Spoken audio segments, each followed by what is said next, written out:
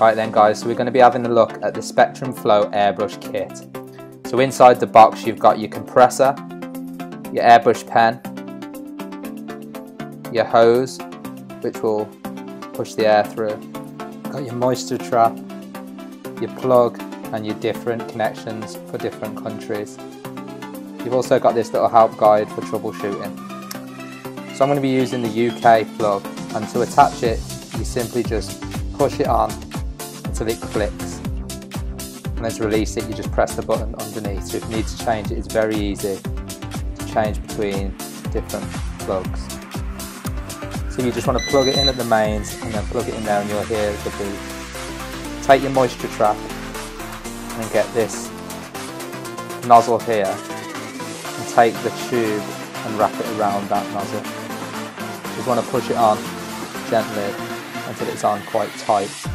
Now you take this end of your long hose and just push it on to the other end of the moisture trap again until that is nice and tightly and securely on, so no air can escape. And then to attach the other end to your airbrush, simply just push it on until it clicks into place.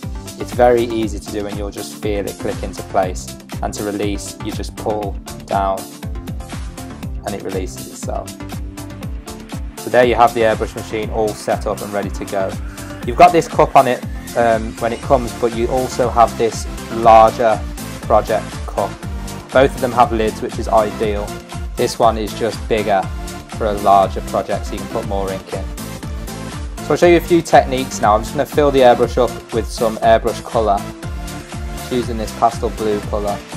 I'd always suggest with the Spectrum Flow colours, just give them a little stir and a vigorous shake, just to release all the colour, because these are ethanol based, so just to mix all the colour up nicely before you pour them into your airbrush machine.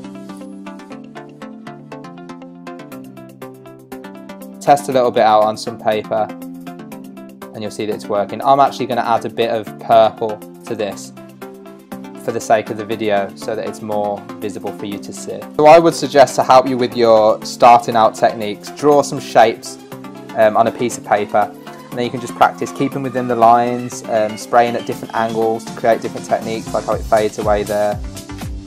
You can practice the further you pull the pen away from the paper, the bigger and more spread,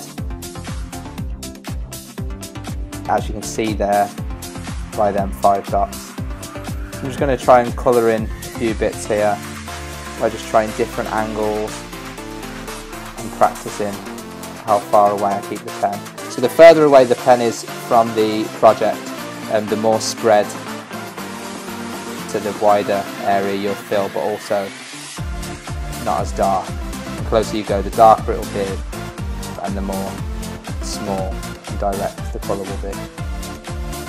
So if you take the end off the pen, if you just unscrew the end, you be careful, then you can have this secret little technique which creates a speckled effect. It's quite cool.